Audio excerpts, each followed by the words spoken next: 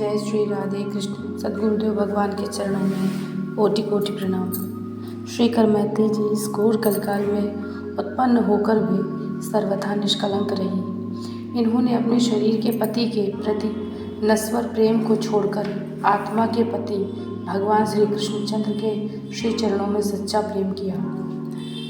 अपने तर्कों के द्वारा सोच विचार कर संसार के सभी बंधनों को तोड़ डाला। निर्मल कुल और उनके पिता श्री परशुराम जी धन्य हैं, जिन्होंने श्री करमैती सरी की भक्ता पुत्री को जन्म दिया। सर्वविदित है कि श्री करमैती जी ने घर को छोड़कर श्री वृंदावन धाम में निवास किया। संतजन इनके त्याग, वैराग्य और भक्ति की बड़ाई करते थे। इन्होंने सांसारिक विषयों को, भोगों से प्राप्त होने वाले सभी सुखों को वमन की तरह त्याग दिया। श्री करमैती बाई शेखावत राजा के पुरोहित श्री परशुराम जी की पुत्री थी। इनका निवास स्थान खंडेला सीकर राजस्थान था। करोड़ों कामदेवों से भी अधिक मनोहर श्री श्याम सुंदर श्री करमैती बाई के हृदय में बस गए थे। इसलिए इन्हें घर और घर के कामकाज सब भूल गए थे। नित्य भगवान की मानसी सेवा करती थी। जब ये ध्यान लगाकर बैठ जाती तो कई प्रहर बैठे बीत जाते। इनके मन और बुद्धि की वृत्ति सर्वदा श्री कृष्ण की शोभा में पकी रहती। विवाह हो चुका था। उसके कुछ दिन बाद आपके पतिदेव गौना कराने के लिए आए। इससे इनके माता पिता के मन में बड़ी प्रसन्नता हुई। वे बड़े चाव के साथ वस्त्र और आभूषणों का संग्रह करने लगे। परंतु गौने की चर्चा सुनकर श्री करमैती जी बड़े सोच विचार में पड़ गई कि अब हमको क्या करना चाहिए। हड्डी और चमड़े से बना ये मानव शरीर प्रेम करने के योग्य नहीं है, अतः इसको त्याग देना चाहिए। पुनः श्री करमैती जी अपने मन को समझाती हुई कहने लगी, अरे मन, अब तू सो मत, जाग जा। जागने से ही तेरे भीतर के मैल धुलेंगे। श्री श्याम सुंदर की प्रीति ही सच्ची और सुख देने वाली है। संसार में प्रीति मिथ्या और दुख देने वाली है। यदि ब्रजेंद्र नंदन श्री कृष्ण को प्राप्त करने की चाह है तो लोक लज्जा की क्या आवश्यकता।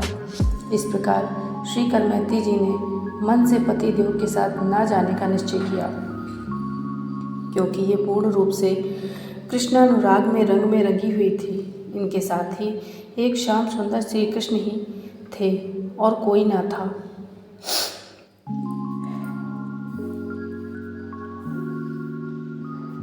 श्री करमैती जी की बुद्धि भक्ति रस से सरस हो गई थी।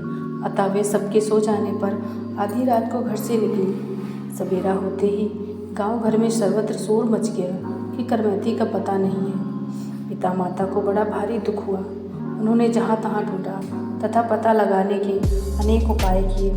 बहुत से लोग चारों ओर दौड़े। जब करमैती जी ने देखा कि मुझे ढूंढने वाले घुड़सवार लोग अब बिल्कुल समीप आ गए हैं, तब उन्होंने वहीं पर मरे हुए एक ऊँट के कंकाल में अपने शरीर को छिपा दिया। भगवान में मन लगा हुआ था, अतः उन्हें विषयी संसार की दुर्गंध ऐसी खराब लगी कि उसकी तुलना में ऊँट के कंकाल की वह सड़ी दुर्गंध सुगंध के समान लगी। श्री करमैती जी को ऊँट के कंकाल में रहते हुए 3 दिन बीत गए। 3 दिन के बाद चौथे दिन ऊँट के कंकाल से निकलकर चली तो आपको तीर्थ यात्रियों का साथ मिल गया। उनके साथ आप श्री गंगा जी के किनारे आईं। वहाँ स्नान कर आपने अपने सब आभूषण ब्राह्मणों को दान कर दिए। उसके पश्चात आप श्री धाम वृंदावन आ गई। आपके पिता श्री परशुराम जी आपको ढूंढते हुए मथुरा आए। वहाँ लोगों ने श्री करमैती जी का पता बताया। तदनुसार मथुरा के पंडों के साथ आप श्री वृंदावन गए। उन दिनों ब्रह्मकुंड पर अत्यंत घना जंगल था। वहाँ एक वट वृक्ष के ऊपर चढ़कर देखने से श्री करमैती जी दिखलाई पड़ी। वे प्रिय विरह में बैठी रुदन कर रही थी। उनकी आंसुओं से पृथ्वी भीग रही थी। श्री करमैती जी के पिता वट वृक्ष से नीचे उतर कर आए। उन्होंने अपनी पुत्री की वेशभूषा और श्री कृष्ण प्रेम को देखा और उनके चरणों से लिपट गए। पुनः धैर्य धारण कर बोले, बेटी, इस प्रकार गौने के अवसर पर घर से छिपकर भागकर तुम्हारे भाग आने से संसार में मेरी नाक कट गई। मैं मुँह दिखाने के योग्य नहीं रह गया।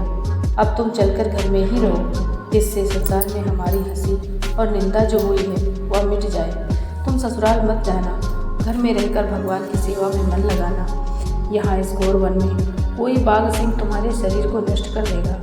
मुझे इस बात का बड़ा डर लग रहा है, अतः अपने घर चलो और मृतप्राय मुझे अपनी माता को जीवन दान दो। ये सुनकर श्री करमैती बाई ने कहा, पिताजी आपने सत्य कहा, बिना भगवत भक्ति के शरीर मृतक ही समझिए। यदि आप जीवन चाहते हैं तो भगवान में भक्ति और उनकी कीर्ति का गान कीजिए। श्री करमैती जी ने पुनः पिताजी से कहा, आपने जो ये कहा कि मेरी नाक कट गई, नाक कटे तो तब जब है ही नहीं तो नाक कटेगी क्या? नाक अर्थात प्रतिष्ठा तो केवल भगवत भक्ति है। आप अपने मन में विचारिए, 50 वर्षों से आप विषयों में आसक्त हैं, फिर भी आपको उनसे वैराग्य नहीं हुआ।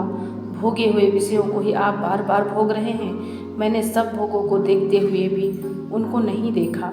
मैंने तो केवल एक श्याम सुंदर को देखा है, अतः अब इस संसार की ओर मेरी दृष्टि नहीं जा सकती।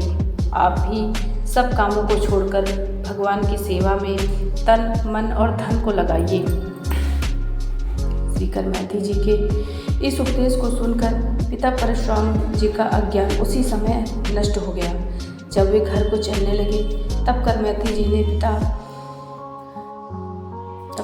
जी ने श्री यमुना जी से प्राप्त उन्हें एक कृष्ण भगवान की मूर्ति दी। उसे लेकर वे घर को चले आए।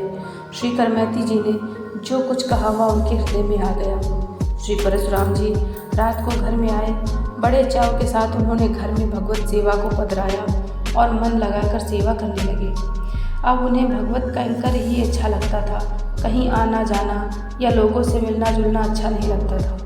कुछ दिनों के बाद राजा को अपने पुरोहित श्री परशुराम जी की याद आई। तब उन्होंने लोगों से पूछा, पंडित जी कहाँ हैं? ये सुनकर किसी ने राजा को बताया कि वे अब अपने घर में ही भगवत सेवा और सत्संग में मग्न रहते हैं। ऐसा सुनकर राजा को श्री परशुराम जी के प्रति अत्यंत अनुराग हुआ। तब उसने एक सेवक को भेजकर उनका समाचार मंगवाया। श्री परशुराम जी ने राज सेवक से कहा, तुम जाकर राजा से कह दो कि हे राजन, मैं यहाँ अपने घर पर ही रहता हुआ आपको आशीर्वाद देता हूँ। भगवत चरणों में तुम्हारा प्रेम बढ़े, सानंद सुखसर रहो, परंतु अब दरबार नहीं आ सकता।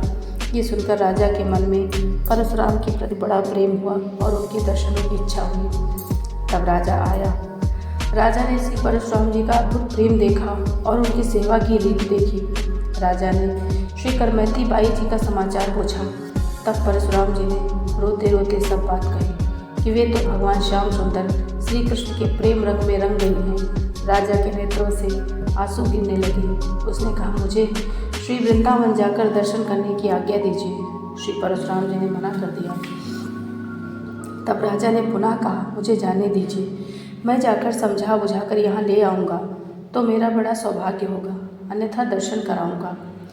मेरे मन में दर्शन की बड़ी इच्छा हो रही है। ऐसा कहकर राजा श्री वृंदावन को आया और उसने यहाँ आकर देखा कि श्री करमैती जी यमुना के तट पर खड़ी हैं। उनके नेत्रों से आंसुओं की धारा बह रही है। उनका रूप कुछ और ही प्रकार का हो गया है। भगवान के उमंग में डूब रही हैं। अब राजा कहें तो क्या कहें। राजा ने प्रार्थना की और कुछ सेवा करने की आज्ञा दो। श्री करमैती जी ने कहा, तुम्हारी किसी भी प्रकार की सेवा की आवश्यकता नहीं है। इनके बार बार बहुत मना करने पर भी राजा ने अपनी इच्छा से ब्रह्म कुंड के निकट ही इनकी कुटी बनवा दी और उसके बाद अपने देश को लौट आए। श्री करमैती जी के दिव्य भगवत प्रेम एवं उपदेश को स्मरण करके राजा भी प्रेम रंग में रंग गया और भगवत भजन करने लगा।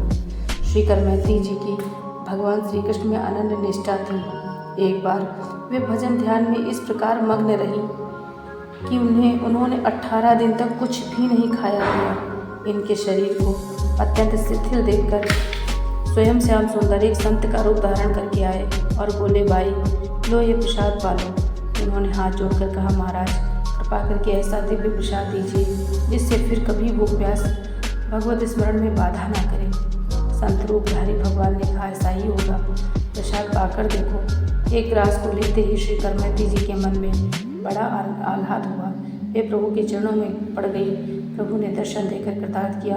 तब से इन्हें भूख प्यास कभी बाधा न करती और प्रभु की झांकी होती ही रहती। इस प्रकार तपस्विनी करमैती देवी ने प्रभु कृपा से महान तप करके प्रेम में श्री वृंदावन धाम प्राप्त किया।